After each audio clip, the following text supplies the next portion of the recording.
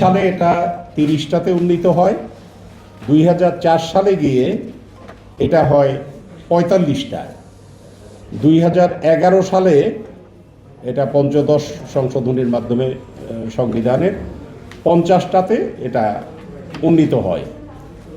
এখন এই 50টি আসন যে আমাদের যে আসন বন্টনের নিয়ম, এটা হচ্ছে এমন যে সংসদে যে দল যতটি আসন পায় সাধারণ সিটে তার ভিত্তিতে আসনগুলো বণ্টিত হয়। তো সেই দিক থেকে এবারে বাংলাদেশ জাতীয়তাবাদী দল তারা পেয়েছে 36টা আসন এবং 11 দলীয় জোট তারা পেয়েছে 13টি আসন, আর একটা হলো স্বতন্ত্র জোট।